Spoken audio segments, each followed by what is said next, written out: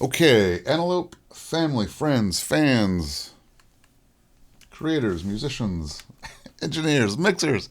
Hey, my name's Todd Burke. And it's NAMM weekend 2025 here. It's Sunday, post NAMM. And I've been hanging out with my favorite Bulgarian friends down in Anaheim this weekend. And I've been sort of connected with the guys for a while, with the Antelope Audio guys for a while.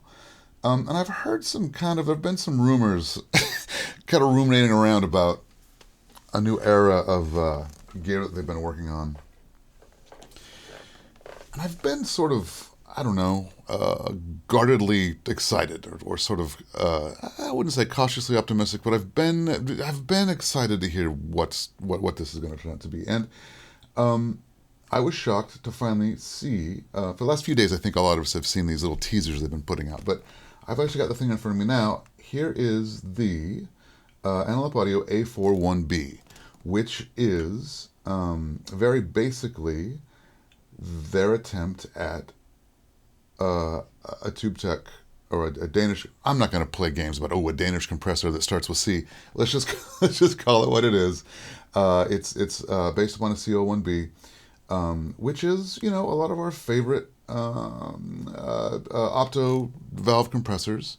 It was a later one that I think a lot of us that have been making records a while certainly were have found 1,000 things we love an LA2A on, and opto compression in general is a very pleasant and sort of like pumpy, warm, kind of thuddy. It's a lovely type of compression. And then I remember when the CO1B sort of appeared, and suddenly you had a lot of the characteristics of an LA2A or a more basic opto valve compressor, but you had an adjustable attack and release, and it was actually sort of dialable. You had an adjustable ratio, and that was a big deal. Uh, there haven't there haven't it is kind of its own. It's sort of an island upon itself. I think in compression I think Manly's got the very new. There are some other well, see, that's a very new compressor. There are some other opto compressors, I think, that have some of these characteristics, but they're few and far between. So the CO1B has kind of set itself, I think, apart in a lot of, like, in my mind, and I think in a lot of mixers' mind. It's kind of a unique thing, where it's grabby. It's really, really great for kind of controlling a vocal or sitting a vocal in a mix, just so, and that comes, I think, from it's a combination of that kind of like groovy, charactered opto compressor thing, like an LA2A, but with the sort of dialability, let's say, of more like a very new compressor. So, I'm getting long-winded. Everybody loves a CO1B. So for Antelope Audio to come along with one, particularly at the price point that they're talking, is exciting. But then what is really exciting about this, and I think it may well be ushering in sort of a new era of analog hardware for a lot of us, is this idea that it's digitally controlled. So when you grab any of these knobs, you'll feel sort of immediately there's a motor in there. And it's not an unpleasant feeling, but it doesn't feel like, an analog knob. There's a little, it's not grittiness, but you can sort of feel it's a lot of little itty bitty steps, and you are turning a motor when you turn the knobs. But what that means is that there's a control panel that you can save settings on it, but you can also, I think they're working on completing it now, but there'll be an AAX and a VST and the various plug-in versions, which will mean that you could utilize it as a hardware insert in a mix situation, and as you kind of bounce around from song to song as you're working on various mixes, when you open up a particular mix, the hardware will snap to the settings where you'd last left it, which is very exciting. Obviously, also a lot of us who are, I work on film scores is a good example where oftentimes on a film we'll do a bunch of recording early on, maybe even pre-records, and then sometimes, I don't know, a year later, we'll need to go punch in, like make a change or add a bridge, or add a C section to a cue. So you got to sort of punch in all the tracks, and just the ability to save and instantly and simply recall analog hardware. It's just so exciting and groundbreaking, and it's I'm just gonna say life changing, but that's probably overdoing it. Um, but it's very, very, very exciting. So I'm not going to show off all of the sort of groovy knobs moving by themselves. There's some like little teaser video out there. There's going to be a bunch of people. There's going to be a flood of this content coming of people showing that off, and the sort of party trick aspect of it I'm not that interested in. But suffice to say, the fact that it's a hardware piece that's fully recallable to the, I think, tenth of a dB or something. I was playing with these motors, kind of playing with the pots, and then they're sort of they're not detents, but like the clicks of the motors, and it seems awfully fine. So I think they did it. But what I'm mainly interested in today, and the thing that I think that we can look at together, is what this thing sounds like. I've listened to it before I started this. I kind of set it up, and I've done a little bit of listening, and I'm pretty excited. But I don't. I'm excited. I'm going to hear it here with you now, for the most part. But so what I've set up in terms of a test is relatively simple. I've got here my trusty Retro 176, which this is sort of my desert island kind of shit, you know? A couple 1073s, a Retro 176 will do things. I feel like I can do what an 1176 will do for the most part with it, but it's also got a little more flavor, and there's a few different settings in it. But it's a very mute compressor of very, very high quality. And it's just, if we just sort of like zoom out a little bit and just kind of, this is a comparison of any A4-1B to a 176 is an apples and orange comparison, and I fully accept that. But in terms of just sort of ascertaining overall quality and sort of phi, I think that we have an opportunity here, and it's a worthwhile one, where we can shoot out not only an emulation, UAD's emulation of a CO1B, but also I'm going to get the retro in the mix as well. Again, as an apples and oranges sort of comparison, but just as a like, this is a hands down badass compressor. How does this Antelope one stack up? So, I've got a little session here that I've got. This is just some random. I probably should have. I'll admit I probably should have taken a little time and found some better examples, but I just kind of grabbed some stuff that was in front of me right now, like on my work drive. So, but you know, basically I've got an acoustic guitar, an electric bass, a piano. I've just got some sort of pieces of various multi-tracks from films and some for records, and I don't know where this all came from. It's just I went kind of random mode, but just as some examples, we're going to listen to a few things here. I've level matched stuff to some degree. You can look here. I've got this Julian plugin. If you look at the short-term LUFS here, if your spidey senses are tingling, like, I don't know, maybe I'm just hearing a half dB difference in, if for those of you in headphones are really going to study this, if you look at the short-term LUFS here, if I do have a little volume discrepancy, you'll see it here. But that's it. As I click through, if you look here on my session, so this is the Antelope. This is the retro. This is an emulation, and then this source channel is just flat. So I'll just be sort of soloing through these things. And we can hear what it sounds like. I've got a setting going where most of these recordings are around -18 LUFS. That's just kind of how I roll.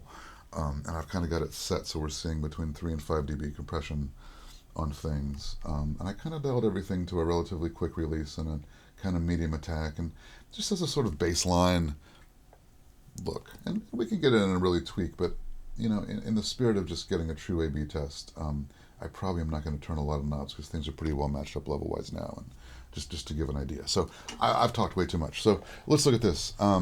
Let's start with something real simple like a bass amp. I love a CO1B on a bass amp. On bass, it's just grabby enough, little vibey. Get that thing to sit. Let's check this out. So we'll start with let's do something crazy like start with the emulation, because I feel like we probably all know what that sounds like. Okay, so.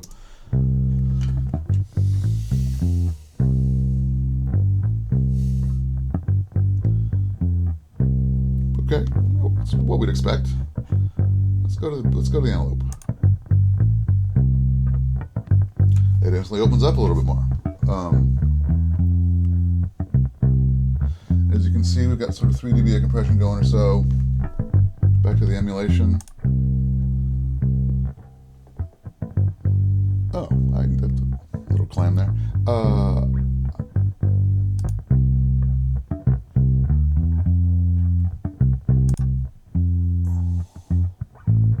It's funny, the emulation sounds quieter. I think it's just kind of duller, and there's a sort of 3D character that I hear in the hardware loop in this channel that I don't hear in the plugin, and that's a common thing.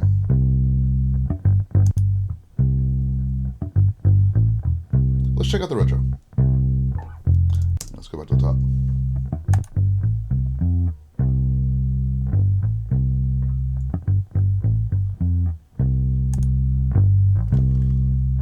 Maybe a little louder.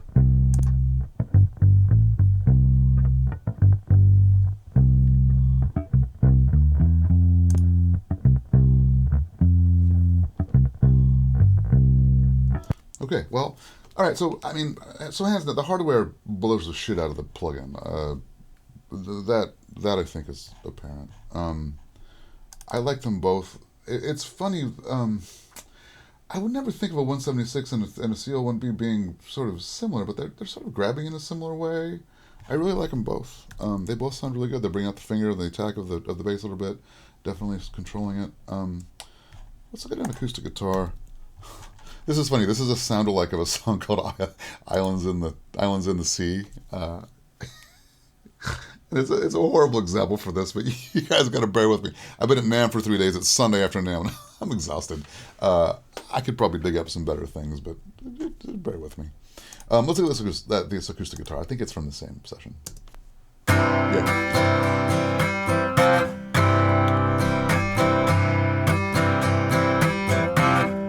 So that's the Antelope. That's the retro.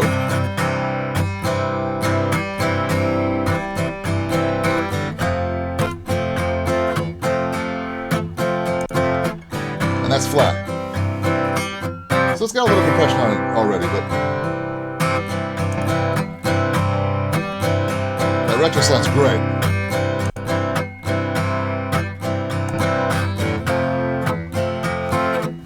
But so does the Antelope. I mean, shit.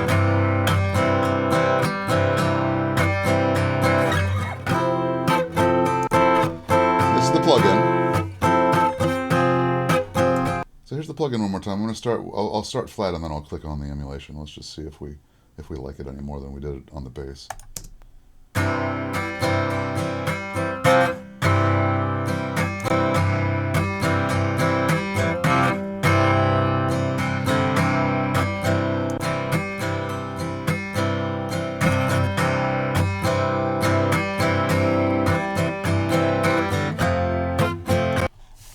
Yeah, I forgot. I don't use this UAD version of this very often, and I'd forgotten why, but I hear it now. It does this like fluttery thing that just sucks. That I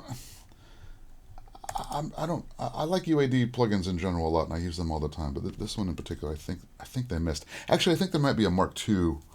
I think they may have redone this, and I don't. Is this the Mark II? I'd forgot. Oh no. No. Yeah, there's a... Shit. Hold on.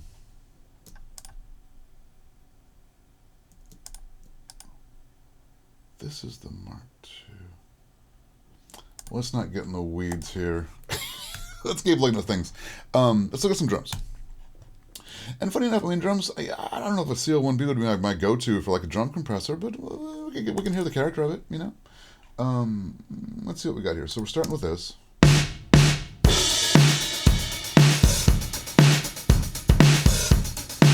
Okay, so this stem has already got a little compression on it, but let's show what it does. So, so again, flat. And there's the Antelope.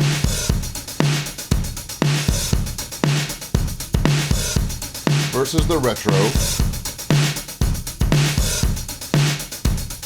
Yeah, so there with those transients, you can really hear the difference between. I mean, fundamentally, we're hearing the difference between Very-Mu and opto-compression, but it's just it just grabs different. It's just a different type of compression, different grabbiness. Man, I do like this. I do like this Antelope though.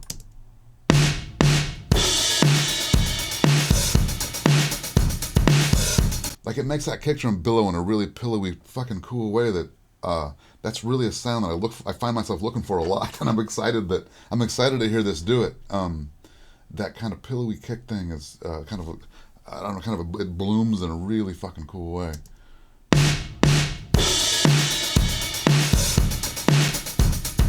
And there's the retro.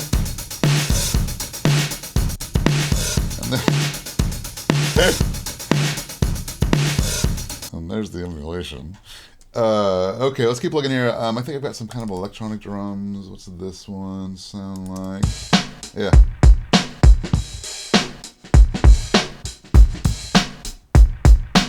Okay, so the Antelope.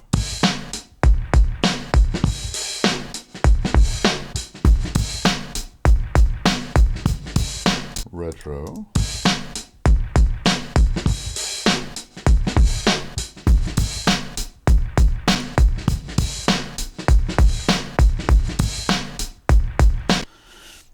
Yeah, I the difference. So in this example, I'm preferring the 176, but I don't. If I had a hardware CO1B, a tube tech here in front of me, I feel like I'd be having kind of the same feeling though on that example. I wish.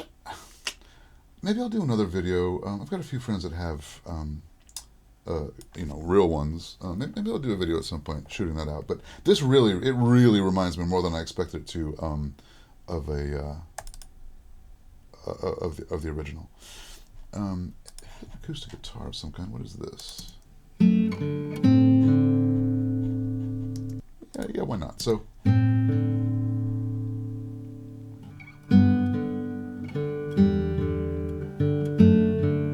Antelope.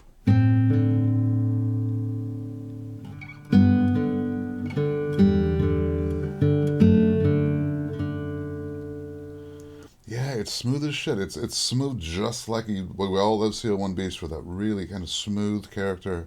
I think this does the thing. It really brings out the noise, and I think I remember this guitar being noisy on the day. It's an Ampex 350 mic pre, and it was a little noisy, and the compression is really bringing that out. Let's look at the retro.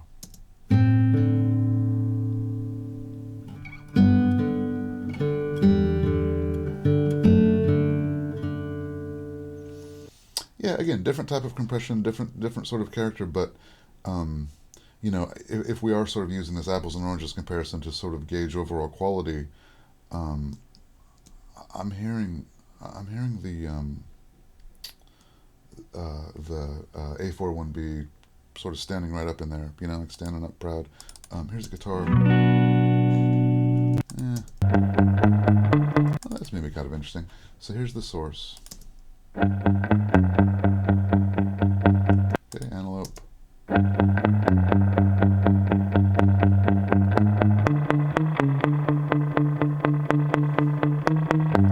Yeah, it's interesting. That's kind of what I was. So that's really pronounced the way it's sort of bringing out the thump of the very front end of that transient on that note, and you can hear it. That's kind of what we're hearing in the bass too. It puts such a nice finger on the front of the notes. As a CO1B can, as this emulation does not. It's interesting. I'm really liking this compressor. What else we got here?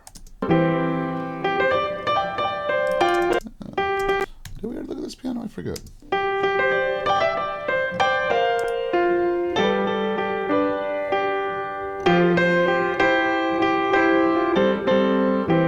Antelope.